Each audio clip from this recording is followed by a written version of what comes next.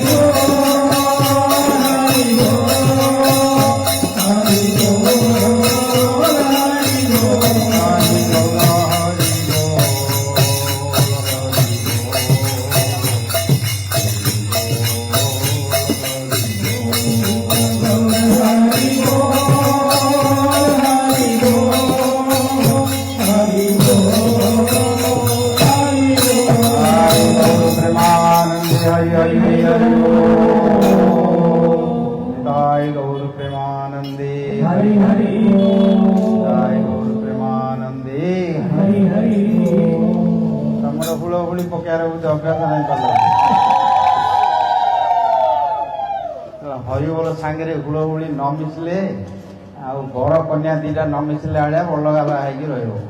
ଗୌର ପ୍ରେମାନନ୍ଦେ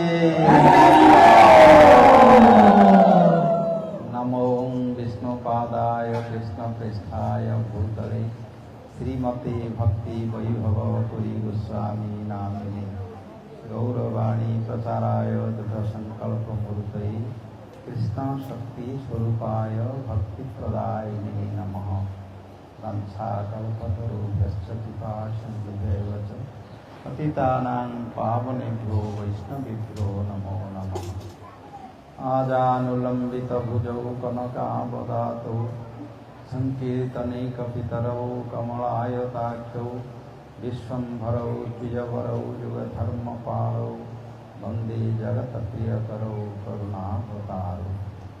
अंगश्यामलिमछटाभिरभितो मिन्दीकृतेन्दीवरं जाड्यं जागुडरुचिसां विधहतं पटाम्बरं च श्रियां बृन्दारण्यविलासिनो हृदि लसतु धामाभिरामोदरं राधास्कन्दनिवेशितजलभुजं ध्याये मदामो। नारायणं नमस्कृत्य नरं चैव नरोत्तमं देवी सरस्वती व्यासं ततो जयमुदीरये। श्री कृष्ण चैतन्य प्रभु नित्यानंद श्री अद्वैत गदाधर शिवासादि गौर भक्तवृंद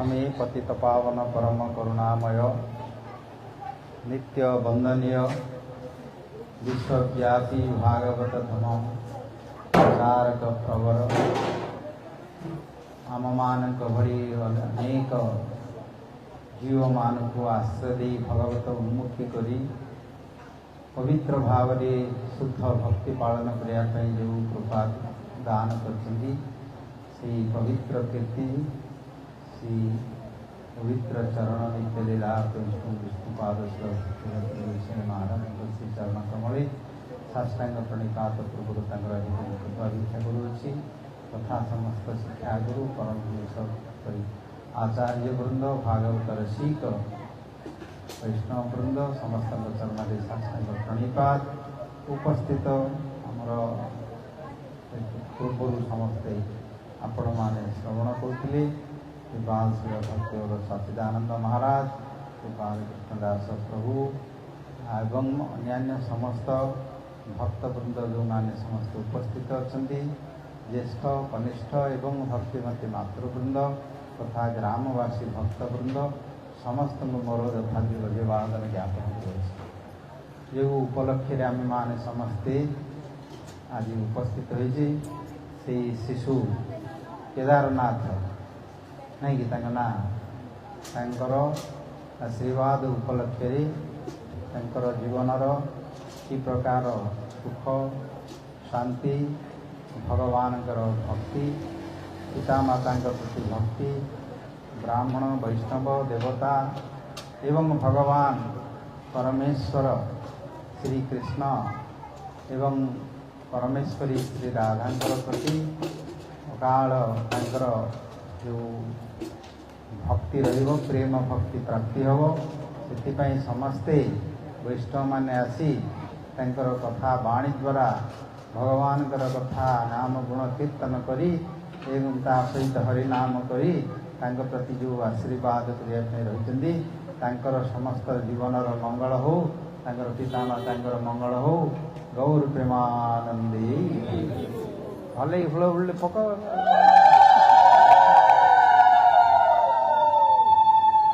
रोषेवास हो भोक है कि हौ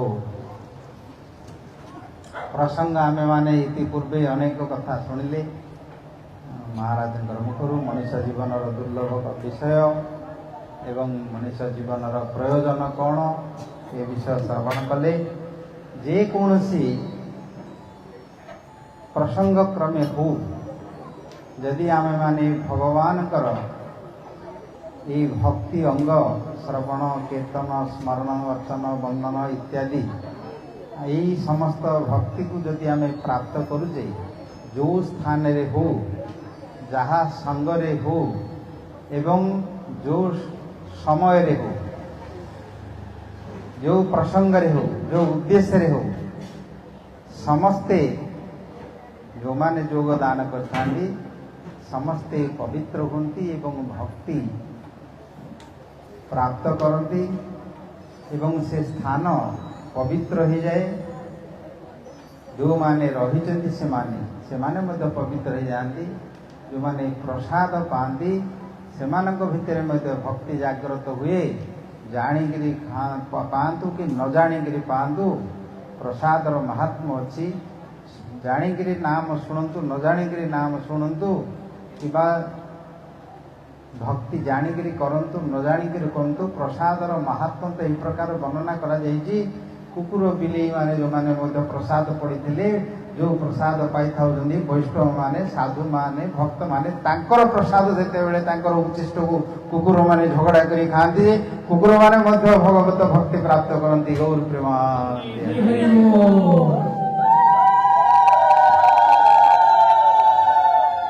विश्वास हो तो कि न हो तो शास्त्र प्रमाण महाप्रसादे गोविंदे नाम ब्रह्मणि वैष्णवे स्वल्प पुण्यवताम राधन विश्वास नैव जायते स्वल्प पुण्य माने जो माने अल्प टिके दान करते कि व्रत करते कि केते सका गाधे पकड़े कौन करते टिके पुण्य करते भगवान प्रति भगवान प्रसाद प्रति वैष्णव मान प्रति भगवान विग्रह प्रति केवे भक्ति विश्वास आसोनी ଆଉ କିଛି ଦାନ କର, ବ୍ରତ କର, ତପ କର, ହୋମ କର, ଯୋଗ ଯାଗ ଯଜ୍ଞ କର, ଯାଇକିରି କୁମ୍ଭ ମେଳାରେ ପଡ଼ିକିରି ଯାଇକିରି ବୁଡ଼ିକିରି ଗାଧେଇକିରି ଆସିବା ପାଇଁ କେତେ ଯାଇକି ଛଟପଟ ହେଇକିରି ଘୋଷରା ଘୋଷି ଗୋଡ଼ ହାତ ଭାଙ୍ଗିକିରି ଆସ, ତାହେଲେ ତାଙ୍କର ବିଶ୍ୱାସ ହବ ସେଇଥିରେ।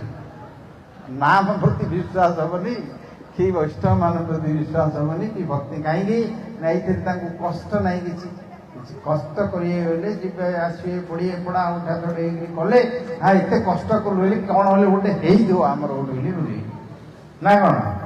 ହାତୀ ଚମଡ଼ାକୁ ଯଦି ତମେ ଯାହାର ଚମଡ଼ା ହାତୀ ଭଳିଆ ହେଇଥିବ, ହାତୀକି ତାକୁ ଯାଇକିରି ହାତରେ ଠାପୁଡ଼େଇବ ଟିକେ ଚାଲେ ବୋଲି ସେ ଶୁଣିବ କି? ତାକୁ ଗୋଟେ ଶାବଳ ଭଳିଆ ଗୋଟେ ଗୋବାଟେ ମାରିଲେ ସେ କହିବ କ'ଣ ହେଲେ ଗୋଟେ କହୁଛି ବୋଲିକିରି କହିବ ସେ।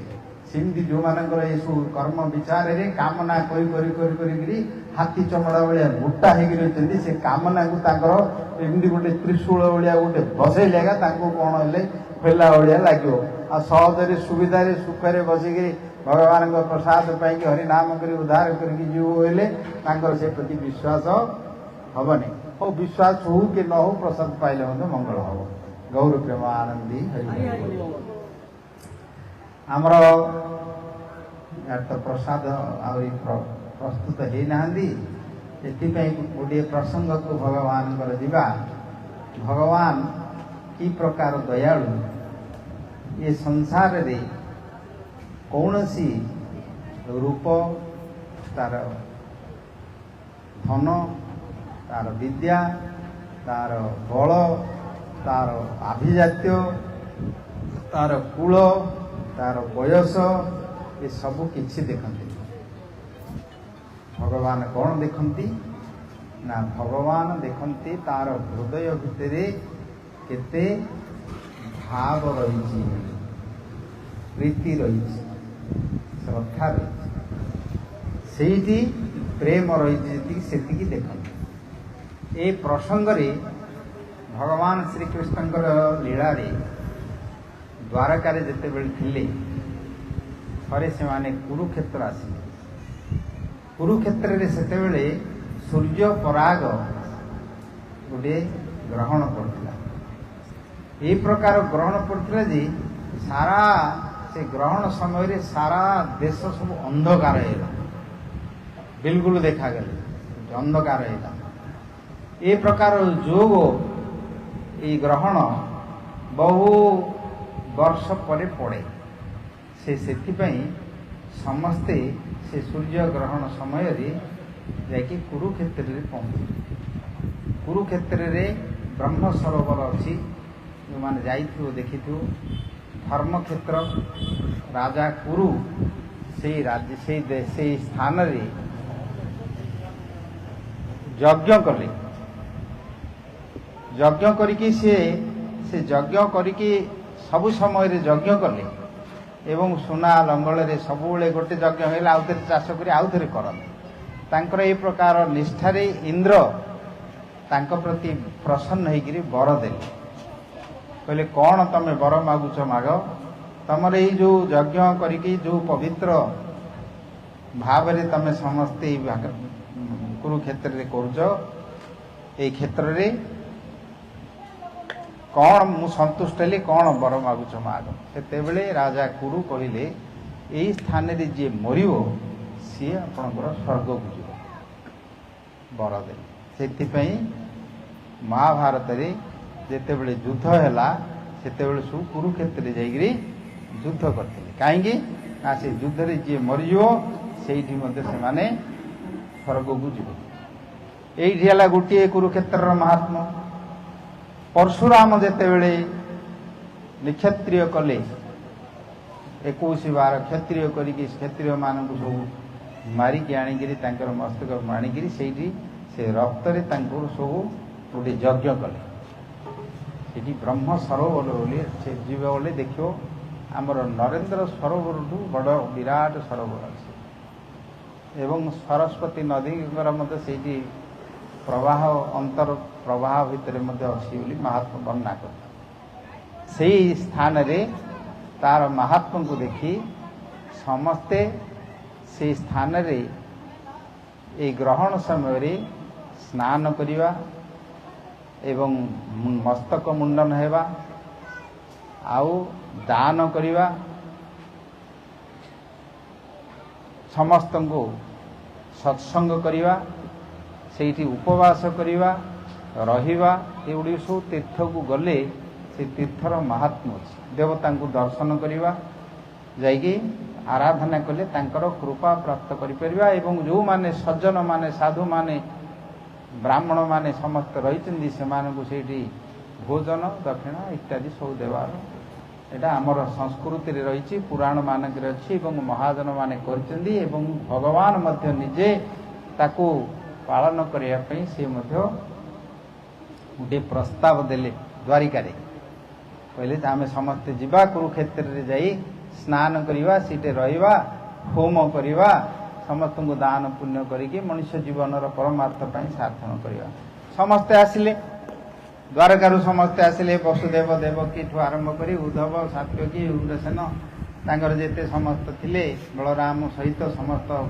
परिवार सहित समस्ते आसिले याडू गोपी माने मध्य आसिले नंद महाराज यशोदा एवं गोपी माने गोप सखा माने सियाडू से माने आसिले याडू पांडव माने मध्य जाइतिले आ कौरव माने आसिले अन्यान्य धार्मिक राजा जेते थिले सेमाने मध्य सब आसिले एवं भगवान कृष्ण बलराम आसुचंदी बोली जानिके आउरी जेते भक्त थिले समस्ते आसिले ऋषि मुनि माने मध्य समस्ते आसिले ब्रह्मर्षि माने भृगु अंगिरा वशिष्ठ पौलह पौलस्त अक्री देवल असित विश्वामित्र एवं भरद्वाज गौतम शतानंद इत्यादि समस्त ऋषि मुनि मध्य समस्ते सनक सनंदन सनत कुमार सनातन चतुसन मध्य आसते ए प्रकार सब तपस्वी माने एवं समस्त देवर्षि राजर्षि ब्रह्मर्षि एवं साधु सन्थ मानक सहित पुरोहित मान सब विराट से समावेश होता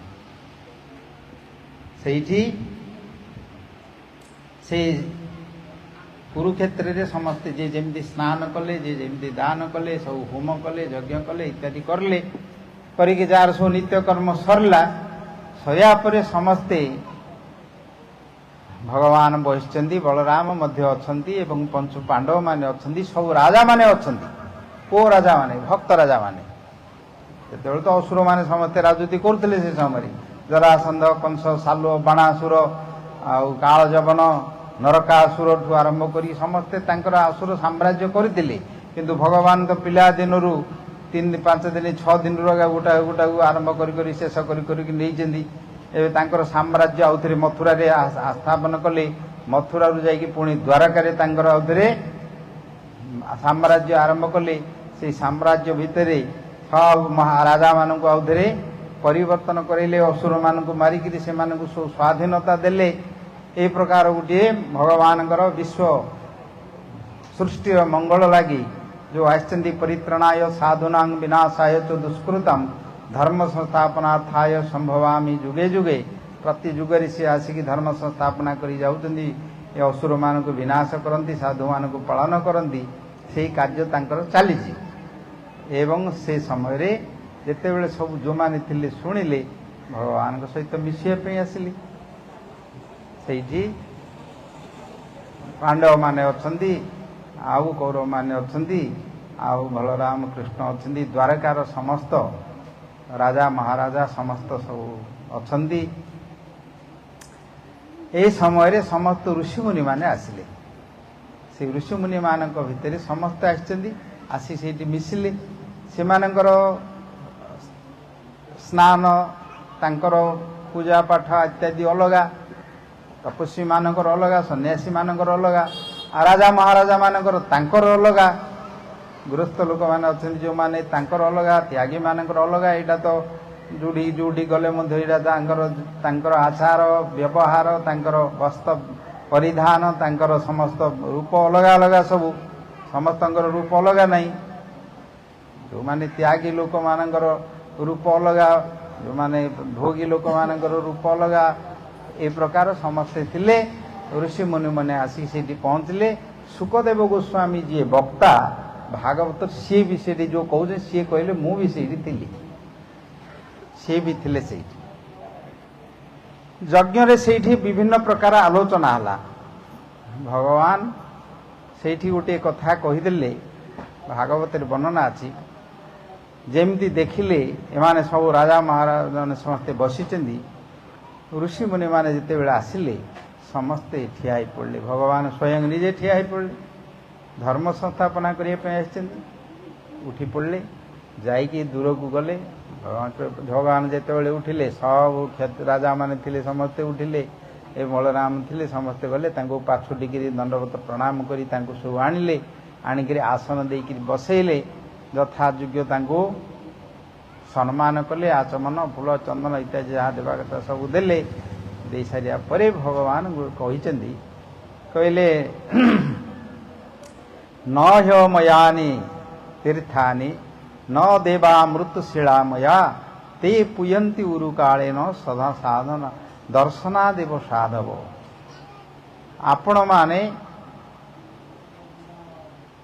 এই ଜଗତର ମଙ୍ଗଳ ଲାଗି, ସୃଷ୍ଟିର ମଙ୍ଗଳ ଲାଗି ନିଜର ସର୍ବସ୍ୱ ତ୍ୟାଗ କରି ନିଜେ ପ୍ରତ୍ୟେକ ମୁହୂର୍ତ୍ତରେ ପ୍ରତ୍ୟେକ ସମୟରେ ସମସ୍ତଙ୍କର କେମିତି ବିଶ୍ୱର ମଙ୍ଗଳ ହେବ ସେଥିପାଇଁ ତପସ୍ୟା କରୁଛନ୍ତି, ଲୋକମାନଙ୍କୁ ଜ୍ଞାନ ଦାନ କରୁଛନ୍ତି, ଲୋକମାନଙ୍କୁ ଶିକ୍ଷା ଦେଉଛନ୍ତି ଏବଂ ଧର୍ମକୁ ପାଳନ କରୁଛନ୍ତି। ଆପଣମାନଙ୍କରକୁ ଯେଉଁମାନେ ଜାଣିପାରନ୍ତିନି, ତୀର୍ଥ ଭାବିକିରି ଯେଉଁମାନେ ଜଳରେ ଯାଇକିରି ସ୍ନାନ କରୁଛନ୍ତି, ଭାବୁଛନ୍ତି ପବିତ୍ର ହେବା ପାଇଁ, ଏବଂ ଯେଉଁ ମାଟି ପଥର ବା ଧାତୁରେ ତିଆରି ହେଇକି କରିକି ମୂର୍ତ୍ତି କରିକିରି ତାଙ୍କୁ ଯେଉଁ ପୂଜା କରୁଛନ୍ତି, ଯେଉଁ ଦେବା ମୃତ୍ୟୁଶୀଳାମୟା ଏବଂ ଆଉ ଯେଉଁ ସମସ୍ତ କିଛି କାର୍ଯ୍ୟ କରୁଛନ୍ତି, ଯଜ୍ଞ ଇତ୍ୟାଦି କରୁଛନ୍ତି, ତେ ପୂୟନ୍ତି ଉରୁକାଳେନ, ତାଙ୍କୁ ଆରାଧନା କଲେ ବହୁ ବର୍ଷ ପରେ ବହୁ ସମୟରେ ସେମାନେ ତାଙ୍କ ପ୍ରତି ପ୍ରସନ୍ନ ହେଇକରି କିଛି ତାଙ୍କୁ ବର ଦେବେ। କିନ୍ତୁ ଦର୍ଶନାଦେବ ସାଧବ, ଆପଣମାନଙ୍କୁ ଦର୍ଶନ କରିଦେଇ ହୃଦୟ ପବିତ୍ର ହେଇଯାଏ। ଭଗବାନ ଏକଥା ତାଙ୍କୁ କହିଲେ, କହିଦେଇକି କହିଲେ ଯହ ତ୍ରିଧାତୁକେ କୁଣ ପେ,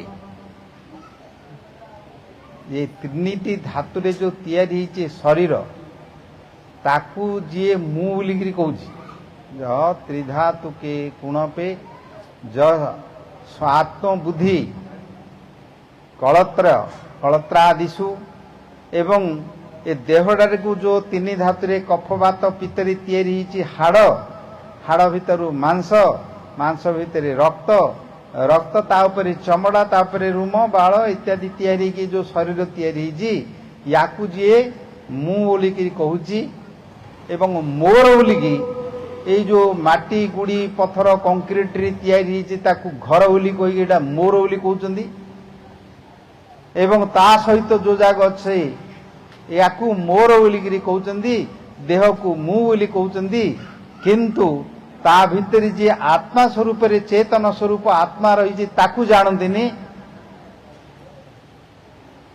ତ୍ରିଧାତୁପେ କୁଣପେ ଯସ୍ୱାର୍ଥ ବୁଦ୍ଧି କଳତ୍ରାଦିଷୁ ଭୌମ ଇଜ୍ୟଧି, ଭୌମ ଇଜ୍ୟଧି, ଏ ମାଟି ଗୁଡ଼ି ପଥରରେ ତିଆରି କରି ଭଲ ଧରିକି ତାକୁ ପୂଜା ବୋଲି କହୁଛନ୍ତି।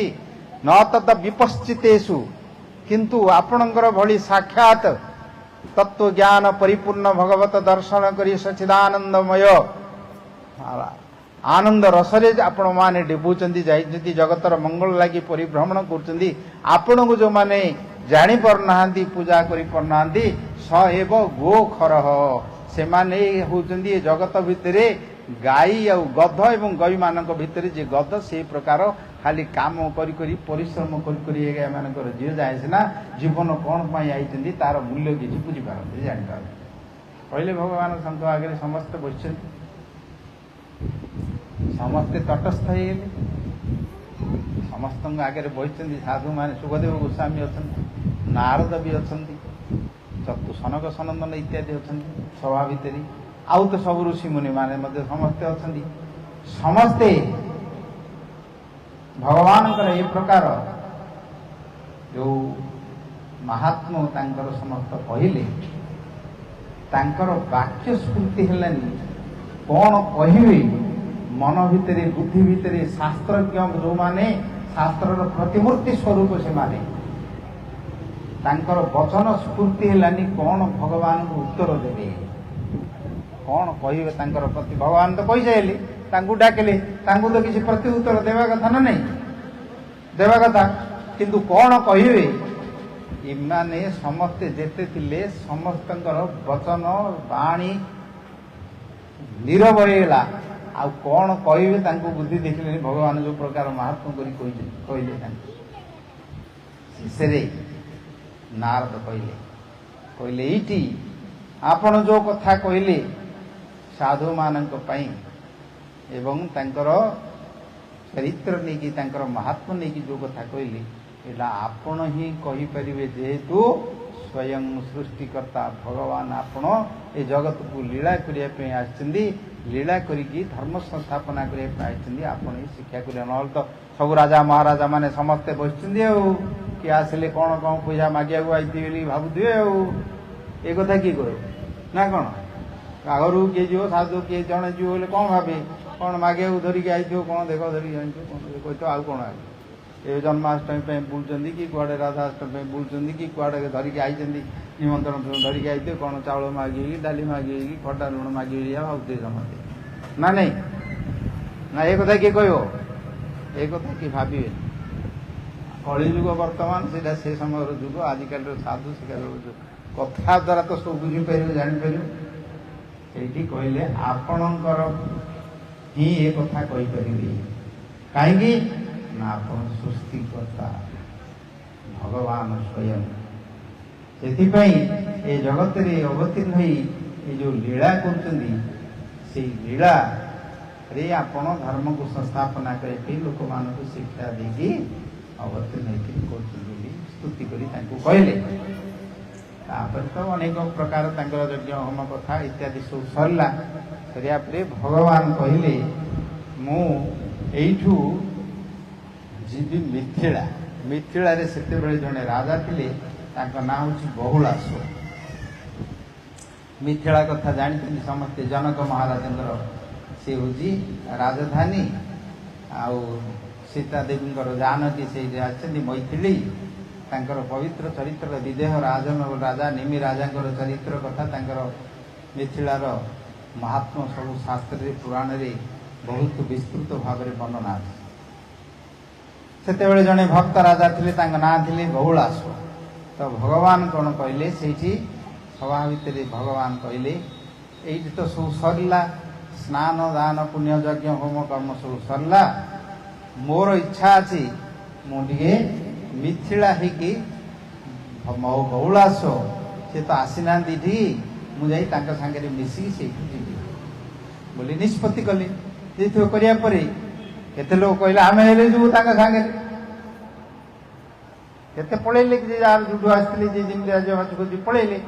ଭଗବାନ ଯେତେବେଳେ ଯାଉଛନ୍ତି ସେଠି ଯିବି ବୋଲି କହିଲେ, ସେତେବେଳେ ତାଙ୍କ ସାଙ୍ଗରେ କେତେ ସମସ୍ତେ ବାହାରିଲେ ଏବଂ ଋଷିମୁନିମାନେ ଯେତେ ଥିଲେ ସମସ୍ତେ ତାଙ୍କ ସାଙ୍ଗରେ ଯିବେ। ବହୁଳାଶ ରାଜା ନିମି ରାଜା ଜନକଙ୍କର ପ୍ରସିଦ୍ଧି ଅଛି, ତାଙ୍କର ଚରିତ୍ର କଥା ଅଛି। ତାଙ୍କ ସାଙ୍ଗରେ ଆମେ ହେଲେ ଯିବୁ ବୋଲି କହିଲେ ଏବଂ ସୁଖଦେବ ଗୋସ୍ୱାମୀ ନିଜେ ସେଇଠି ଅଛି, ସିଏ ମଧ୍ୟ ଯିବାକୁ ବାହାରିଲେ। ସମସ୍ତେ ଗଲେ। ଭଗବାନ ରଥ ଉପରେ ବସିଛନ୍ତି, ତାଙ୍କ ପାଇଁ ମଧ୍ୟ ରଥ ବ୍ୟବସ୍ଥା କରିଦେଲେ ଏବଂ ସମସ୍ତେ ସେଇଠି ମହା ଆଡମ୍ବରରେ ଗଲେ। ଆଗ ସୈନ୍ୟ ପଠେଇଦେଲେ, ଖବର ଦେଇଦେଲେ ବହୁଳାଶ ରାଜାଙ୍କୁ ଯେ ଭଗବାନ ବାସୁଦେବ ଦ୍ୱାରକାଧୀଶ ଆଉ ଏଇଠୁ କୁରୁକ୍ଷେତ୍ରରୁ ସମସ୍ତେ ଉପାସନା ସାରି ଏଇଠିକି ଆସିବେ, ମିଶିବା ପାଇଁ ଏଇଠୁ ଯିବେ। ରାଜା ମହା ଆନନ୍ଦ ହେଇଗଲେ, ଆମର ରାଜ୍ୟକୁ ଆସିବେ, ମୋର କେଡ଼େ ବଡ଼ ଭାଗ୍ୟ, ଏଇଠି ଦର୍ଶନ କରିବା ପାଇଁ ମୁଁ ତ ଯାଇପାରିଲିନି ବୋଲି ମନ ଭିତରେ ସେ ସମସ୍ତ ପ୍ରେମରେ ପ୍ଲାବିତ ହେଇଯାଇକି ରୋମାଞ୍ଚ ଅଶ୍ରୁକମ୍ପ ହେଇକି ସାଙ୍ଗେ ସାଙ୍ଗେ ତୁରନ୍ତ କରିକି ରାଜ୍ୟ ଯାକୁ ସବୁ ଡେକୋରେସନ କରାଇଲେ। ତାଙ୍କୁ ସ୍ୱାଗତ କରିବା ପାଇଁ, ଯେମିତି ଆସିବେ କରିବା ପାଇଁ ସମସ୍ତ ରାଜ୍ୟବାସୀ ମାନଙ୍କୁ ନେଇକି ଲାଗିଲେ। ସବୁ ସାରା ରାଜ୍ୟରେ ସମସ୍ତଙ୍କର ଘର ଫର ଲିପା ଲୁପି ଆଉ ଡେକୋରେସନ କଲେ, ପତାକା କଲେ, ବାନ୍ଧିଲେ, ତୋରଣ ବାନ୍ଧିଲେ ଏବଂ ବିଭିନ୍ନ ପ୍ରକାର ସୁଗନ୍ଧ ପୁଷ୍ପ ଇତ୍ୟାଦି ଦ୍ୱାରା ସବୁ ରାଜ୍ୟ ଯାକ ତାଙ୍କୁ ସ୍ୱାଗତ କରିବା ପାଇଁ ଯୋଉଟା ଅଛି ସେଇଠି ସବୁ ବ୍ୟବସ୍ଥା କଲେ। ବାଦ୍ୟ ବାଦନା କରାଇଲେ, ବ୍ରାହ୍ମଣ ମାନେ ଆସିଲେ, ମନ୍ତ୍ର ପାଠ କଲେ ନୃତ୍ୟ ଗୀତ କରିବା ପାଇଁ ସମସ୍ତେ ସଙ୍ଗୀତ କରିବା ପାଇଁ ଆସିଲେ ନର୍ତ୍ତକ ମାନେ ବାଦ୍ୟକାର ମାନେ ଏ ସମସ୍ତ ବ୍ୟବସ୍ଥା କରି ରାଜା ମହାରାଜା ସେଠି ଚାଲିଲେ। ଏପଟେ ସେ ରାଜ୍ୟରେ ଜଣେ ଭକ୍ତ ଥିଲେ, ଗରିବ ବ୍ରାହ୍ମଣ, ଭଗବାନଙ୍କର ପ୍ରେମୀ ଭକ୍ତ ଥିଲେ। ତାଙ୍କ ନାଁ ହେଉଛି ଶ୍ରୁତକୀର୍ତ୍ତି। ସିଏ ତାଙ୍କର ବ୍ରାହ୍ମଣ ମାନଙ୍କର ଧର୍ମ ଜୀବିକା ହେଉଛନ୍ତି ଭିକ୍ଷା କରି, ନିଜର କର୍ମ କଲେ, ଯାହା କିଛି ଦରକାର ଗଲେ ଭିକ୍ଷା କରି ଯାହା କିଛି ମିଳିଲା ସେଥିରେ ତାଙ୍କର ଚଳନ୍ତି, ଆଉ ଭଗବାନଙ୍କର ଭକ୍ତି କରନ୍ତି, ଭକ୍ତି କରିକି ସେଥିରେ ଚାଲୁଥାନ୍ତି। ସିଏ ଶୁଣିଲେ ଯେ ଭଗବାନ ଆମର ରାଜ୍ୟକୁ ଆସି ରାଜ୍ୟରେ ବିଭିନ୍ନ ପ୍ରକାର ସମସ୍ତ ବ୍ୟବସ୍ଥା କରାଯାଇଛି। ସିଏ ସେଇଠୁ ଭାବିଲେ ଯେ ମୋ ଘରକୁ ହେଲେ ମଧ୍ୟ ମୁଁ ଟିକେ ଡାକିବି।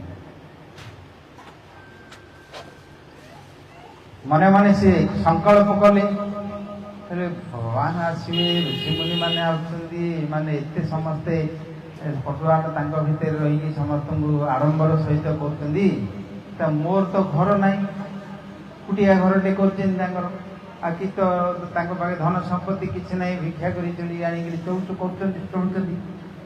କୋଉଠି ତାଙ୍କୁ ଡାକିବି, କେମିତି ତାଙ୍କ ଆସିବେ? କିନ୍ତୁ ସିଏ ତ ଭାବଗ୍ରାହୀ, ସିଏ ତ ପରମାତ୍ମା, ଅନ୍ତର କଥା ସବୁ ଜାଣିଛନ୍ତି। ସିଏ ଇଚ୍ଛା କଲେ ସମସ୍ତ କିଛି ସମ୍ପୂର୍ଣ୍ଣ ହବ। କିଏ କହିଛନ୍ତି ଭଗବତ ଗୀତାରେ, ଭଗବାନଙ୍କ ବେଦରେ, ପୁରାଣରେ ବର୍ଣ୍ଣନା ଅଛି। ମନେ ମନେ ଏ ସଂକଳ୍ପ କରି ଭଗବାନଙ୍କୁ ଡାକିବା ପାଇଁ ମଧ୍ୟ ସେ ବ୍ୟବସ୍ଥା କଲେ। କାରଣ ଡାକିଲେ କେମିତି କ'ଣ କରିବେ? କୋଉଠି ତାଙ୍କର ତ ଘର ନାହିଁ କୋଉଠି ବସିବା ପାଇଁ। ସେ ସେଇଠୁ ତାଙ୍କର ଯୋଉ ଅଛି ବସିବା ପାଇଁ ଯୋଉ ଗାର୍ଡେନ ଅଛି, ବଗିଚା ଅଛି, ତୁଳସୀ ବଗିଚା କରିଛନ୍ତି, ତା ଭିତରେ ପୁଷ୍ପ ବଗିଚା କରିଛନ୍ତି, ସେ ଯୋଉ ସ୍ଥାନ ଅଛି, କହିଲେ ଏଇଥିରେ ତ ରହିପରି ବସିପରି। ଆଉ କ'ଣ ତାଙ୍କୁ ଡାକିଲେ ତ ଖାଇବା ପିଇବାକୁ ଦେବାକୁ ପଡ଼ିବ, ତାଙ୍କୁ ତ କିଛି ସତ୍କାର କରିବାକୁ ପଡ଼ିବ। କ'ଣ କରିବେ ନା ଭଗବାନଙ୍କର ସବୁଠୁ ପ୍ରିୟ ହେଉଛନ୍ତି ତୁଳସୀ। ମୋ ପାଖରେ ତ ତୁଳସୀ ବଗିଚା ଅଛି, ଆଉ ତୁଳସୀ ତ ଅଛି ତାଙ୍କର। ଭଗବାନ ତ କହିଛନ୍ତି ତୁଳସୀ ଦଳମାତ୍ରେନ ଗଣ୍ଡୁଷ ଚୁଳୁକେ ନବା ବିକ୍ରୀଣିତେ ସ୍ୱାତ୍ମାନ ଭକ୍ତିଭ୍ୟ ଭକ୍ତବତ୍ସଳ। ଭଗବାନ ଏହି ପ୍ରକାର ଭକ୍ତବତ୍ସଳ, ଗୋଟିଏ ଚଳୁ ଭିତରେ ଯେତିକି ପାଣି ରହିବ ତାହିଁରେ ଗୋଟିଏ ତୁଳସୀ ପତ୍ର ଯଦି କିଏ ଦେଇକି ଶ୍ରୀକୃଷ୍ଣ ଆପଣଙ୍କ ମସ୍ତ କରିକି ଯଦି ଦିଏ, ତାର ଅନୁରୂପ ଭଗବାନ ନିଜେ ସ୍ୱୟଂ ନିଜକୁ ତାଙ୍କର ବିକ୍ରି କରିଦିଅନ୍ତି, ତାଙ୍କର ଦାସତ୍ୱ ହେଇଯାଆନ୍ତି। ଏ ପ୍ରକାର କୃପାଳୁ।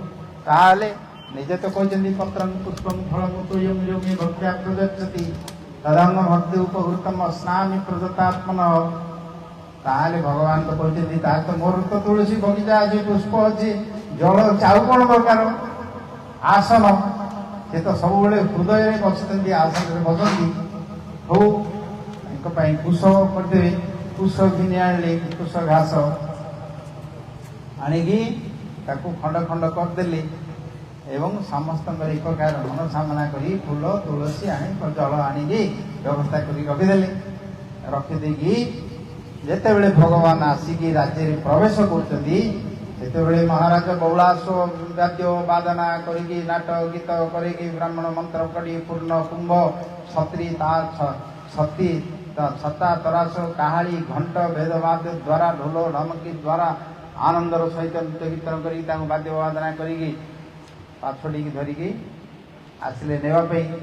ଇଏ ଆଉ କ'ଣ କରିବେ? ତାଙ୍କୁ ଇଏ ମଧ୍ୟ ମୋ ଘରକୁ ଟିକେ ଯିବା ପାଇଁ ଡାକିବାକୁ ଆଇଛନ୍ତି। ସେଇ ଯୋଉଠି ତାଙ୍କର ଯିବେ,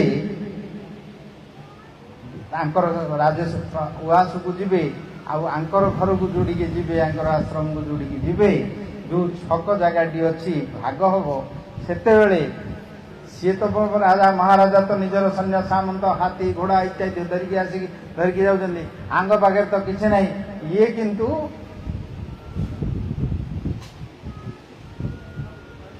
ପ୍ରେମରେ ନିଜର ଲୁଗାଟିକୁ ଉତ୍ତରୀଟିକୁ ଉଠିକିରି ଭଗବାନଙ୍କର ନାମ ଉଚ୍ଚାରଣ କରିକି ପ୍ରେମରେ ପ୍ରଭୁ ମୋର ଘରକୁ ବିରାଜମାନ କରନ୍ତୁ ବୋଲି ସେ ଉତ୍ତରଟିକୁ ଧରିକି ନାଟ କରୁଛନ୍ତି ପ୍ରେମରେ। ନୃତ୍ୟ ତାଙ୍କର ଭୁଲି ଯାଇଛି ବାହାରର ସମୟ। ଭଗବାନ ସମସ୍ତଙ୍କର ଭାବଗ୍ରାହୀ ସେ, ସମସ୍ତଙ୍କର ଭାବକୁ ଗ୍ରହଣ କରିଛନ୍ତି। ବାହାରର କେତେ ଆଡ଼ମ୍ବର ସେଇଟିକୁ ଭଗବାନ ଦେଖନ୍ତି, ଅନ୍ତରରେ ତାର କେତେ ଭାବ ଅଛି ଭଗବାନ ଦେଖନ୍ତି। ସେତେବେଳେ କ'ଣ ହେଇଛନ୍ତି, ଶୁକଦେବ ଗୋସ୍ୱାମୀ ନିଜେ କହୁଛନ୍ତି, ସିଏ ବି ଥିଲେ, ସେ ସମସ୍ତେ ଦେଖୁଛନ୍ତି। ସେତେବେଳେ ଦୁଇଟି ରୂପ ହେଇଗଲେ, ସମସ୍ତେ ଦୁଇଟା ରୂପ ହେଇଗଲେ। ଭଗବାନ ତ ଦିଟା ହେଲେ, ଋଷିମାନେ ମଧ୍ୟ ଦିଟା ଲେଖାଏ, ଯେତେ ସବୁ ଆସିଥିଲେ ସବୁ ଦିଟା ଲେଖା ହେଇଛନ୍ତି। କାହିଁକିନା ସିଏ ଡାକୁଛନ୍ତି ସମସ୍ତଙ୍କୁ, ଇଏ ବି ଡାକୁଛନ୍ତି ସମସ୍ତଙ୍କୁ। ଇଏ ବି ଯେମିତି ଗଲେ ଆଙ୍କର ରାଜପ୍ରସାଦକୁ, ଯୋଉ ଆଡ଼ମ୍ବରରେ ସେଇଠିକି ଗଲେ, ଏ ପ୍ରକାର ମଧ୍ୟ ସେଇଠିକି ସମସ୍ତେ ମଧ୍ୟ ତାଙ୍କ ଘରକୁ ଗଲେ।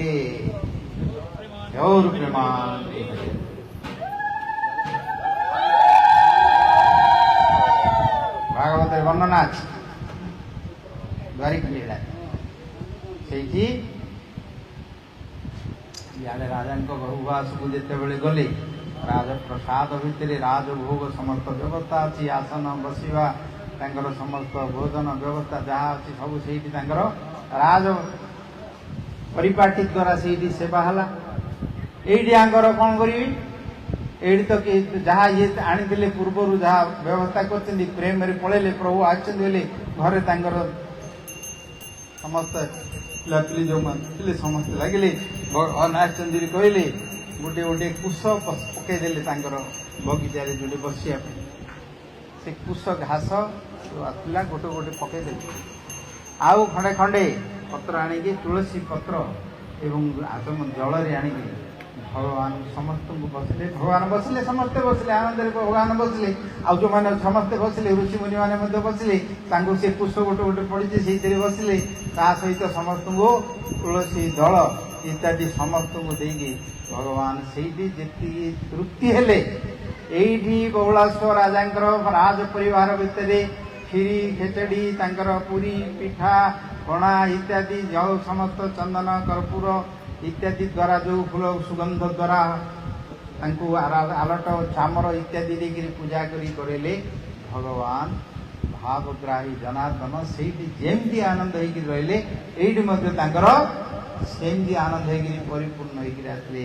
ଭଗବାନ ପରିପୂର୍ଣ୍ଣ ହେଲି ବୋଲି ତାଙ୍କୁ ଯେମିତି କହିଲେ, ଏଇଠି ମଧ୍ୟ ତାଙ୍କୁ ମଧ୍ୟ ପରିପୂର୍ଣ୍ଣ ହେଲି ବୋଲି କହିକି ଭଗବାନ ବରଦାନ ଦେଲେ। ଭାଗବତ ବର୍ଣ୍ଣନା, ଶୁକଦେବ ନିଜେ ସ୍ୱୟଂ ସେଇଠି ଉପସ୍ଥିତ ଥିଲେ, ନିଜେ ସିଏ କହୁଛନ୍ତି, କହିଲେ ମୁଁ ବି ସେଇଠି ଥିଲି, ମୁଁ ଦେଖିଲି। ତ ଭଗବାନ ଏ ପ୍ରକାର କୃପାଳୁ, ଇଏ ଯାହାର ନିଷ୍କପଟ ଭାବରେ, ଶୁଦ୍ଧ ଭାବରେ, ନିଷ୍କାମ ଭାବରେ, କେବଳ ଭଗବତ ପ୍ରୀତି ଉଦ୍ଦେଶ୍ୟରେ ଅଳ୍ପ ଟିକେ ଯଦି କିଛି ମଧ୍ୟ ଦିଅନ୍ତି, ତାହେଲେ ଭଗବାନ ତାକୁ ବହୁଳ ଭାବ ଗ୍ରହଣ କରିପାରନ୍ତି। ଆଉ ଯଦି ହୃଦୟରେ କୌଣସି କାମନା ରଖନ୍ତି, ମଳ ରଖନ୍ତି, କୌଣସି ଯଦି ଅନ୍ୟ ଭାବନା ରଖନ୍ତି ଏବଂ ସେଇଠି ଯଦି ସେମାନେ ବହୁଳ ଭାବରେ କିଛି କରନ୍ତି, ନ ତତ ପୁରୁଷାୟ କଳ୍ପତେ, ମୋତେ ସେଇଠି ସନ୍ତୁଷ୍ଟ ହୁଏନି। କାହିଁକି ଭଗବାନ କହୁଛନ୍ତି ପରମାତ୍ମା ସିଏ, ଏ ଜଗତର କୌଣସି ତାଙ୍କର ଏ ଆବଶ୍ୟକ ନାହିଁ ବସ୍ତୁ। ଆମମାନଙ୍କର ଯେତେ ସମସ୍ତେ ସୃଷ୍ଟି ହେଇଛନ୍ତି, ବ୍ରହ୍ମାଙ୍କ ଠାରୁ ଆରମ୍ଭ କରି ଦେବତା, ଋଷି, ମୁନି ଏବଂ ମନୁଷ୍ୟ, ପଶୁ, ପକ୍ଷୀ ଯେତେ ଅଛନ୍ତି, ଆମମାନଙ୍କର ସମସ୍ତଙ୍କର ଏଇଠି କିଛି ନା କିଛି ଆବଶ୍ୟକ ଅଛି। ଆମକୁ କିଏ ଯାଇ ଖାଲି ତୁଳସୀ ପତ୍ରଟେ ଦେଇଦେବ, ଏବେ ପତ୍ରଟେ ପଡ଼ିକିରି ଯଦି ଡାଲି ଭାତ ପକେଟରେ ପେଟରେ ନ ମିଳିବ, ଖାଲି ତୁଳସୀ ପତ୍ର ଦେଇଦେଲେ ଆମର ରହିବ ଇଏ ମୁଣ୍ଡ ଶୁକ୍ଲା ଭକ୍ତି ଦେଖାଉଛି ବୋଲି କହିବେ। ଆଗ ପେଟଟା ଭରିଗଲେ ତା ତ କଥାବାର୍ତ୍ତା ହେଇ ବୋଲି କହିବା, ନାଇଁ କି? ଭଗବାନଙ୍କର ସେଇଟା ନାହିଁ, ଯେହେତୁ ତାଙ୍କର କ୍ଷୁଧା ନାହିଁ। ଆମମାନଙ୍କର ଜଠରା ଅଗ୍ନି ଜଳୁଛି ପେଟ ଭିତରେ, ତାକୁ ତ ଦିକି ହେଇଯିବ, ପକେଇଲେ ସେ ଶାନ୍ତ ହେବ। ଆଉ ଗୋଟେ ତୁଳସୀ ପତ୍ରରେ ଚଣା ମୁଠୁରେ ପକେଇଦେଲେ କୋଉ ଶାନ୍ତ ହେବ ଯେ? ସେଥିପାଇଁ ଆମମାନେ କେତେ କହିଲେ ମଧ୍ୟ ଆମମାନଙ୍କର ସେ ଭାବ ଆସିବନି, ବୁଝିଲ? ସେଇଠି ଭଗବାନଙ୍କ ପାଖରେ ରହି କରିଲେ ଏବଂ ସେତେବେଳେ ଭଗବାନଙ୍କୁ ସେ ଯେମିତି ବହୁଳାଶ୍ୱର ଯେମିତି ତାଙ୍କୁ ସ୍ତୁତି ସ୍ତବ କଲେ, ଶ୍ରୁତ ଦେଖୁତି ମଧ୍ୟ ଭଗବାନଙ୍କୁ ସ୍ତୁତି ସ୍ତବ କରିଲେ ଏବଂ ଉଭୟକୁ ସମଗ୍ରାହ୍ୟମ ଭାବଗ୍ରାହୀ ଜନା ସମଗ୍ରାହ କଲେ। ଭଗବାନ ସ୍ତୁତି କରିକି କହିଲେ, ପ୍ରଭୁ ପ୍ରଭୁ ତବ ପଦ ଯୁଗେ ମୋର ନିବେଦନ, ପ୍ରଭୁ ତବ ପଦ ଘରରେ ଆଉ ନାଇଁ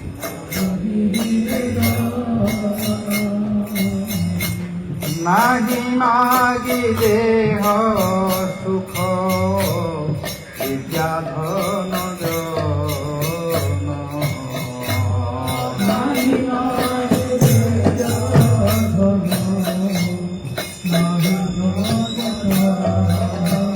ଜାଣିନୁ ତାଙ୍କୁ ଧରି ଯେ ଜାଣିଦିଅ ନ ଧରିବ ଗୋଳିଆ ଗୁରୁ ବୋଲେ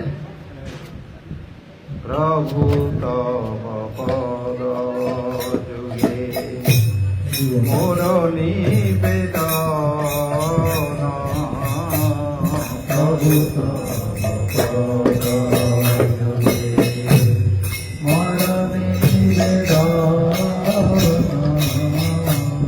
ନାହିଁ ମାଗି ଦେହ ସୁଖ ବିଦ୍ୟା ଧନ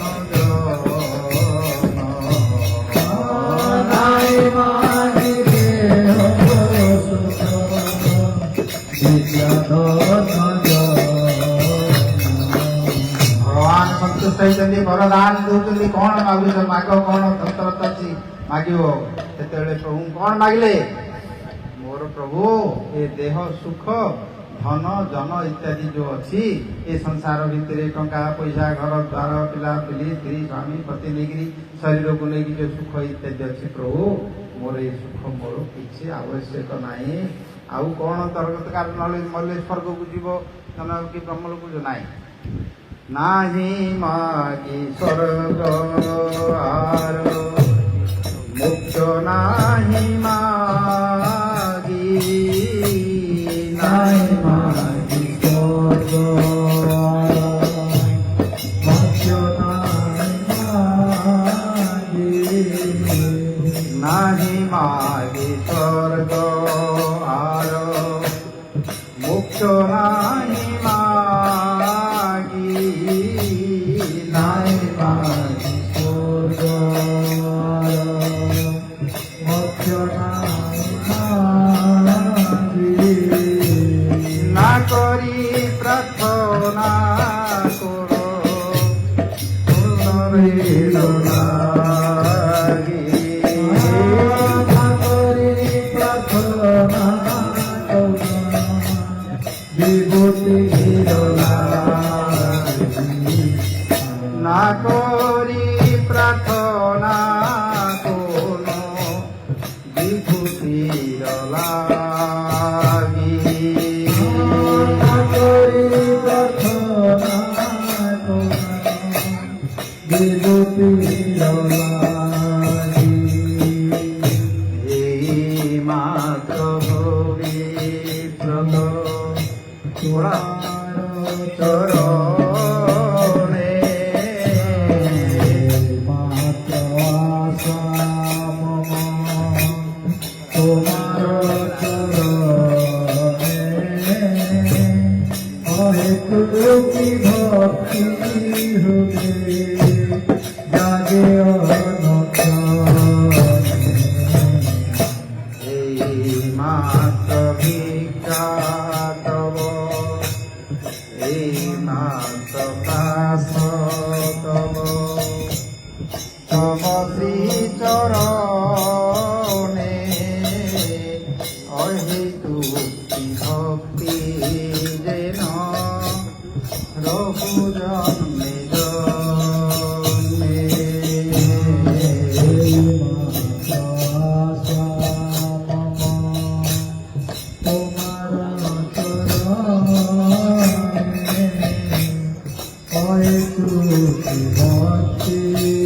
ভোগাও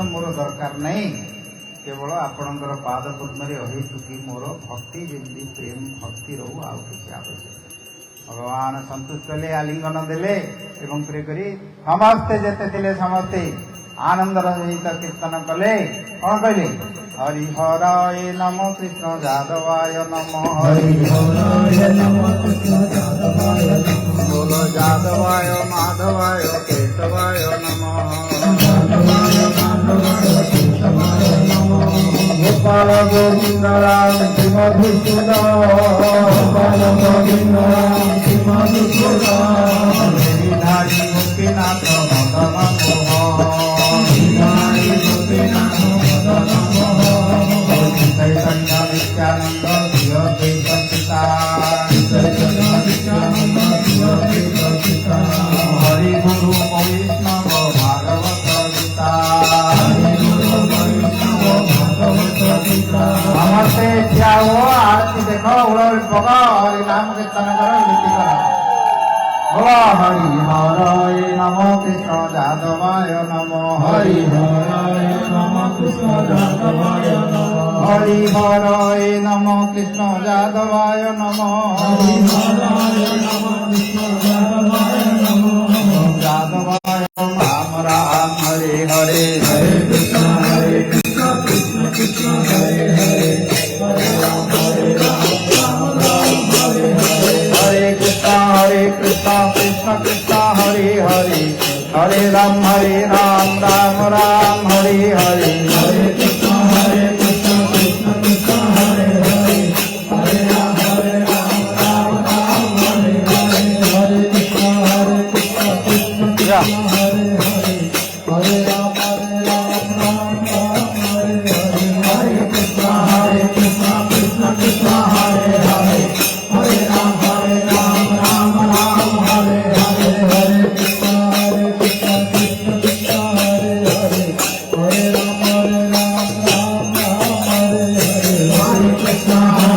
कृष्ण कृष्ण हरे हरे हरे राम राम राम हरे हरे हरे कृष्ण कृष्ण कृष्ण हरे हरे हरे राम राम राम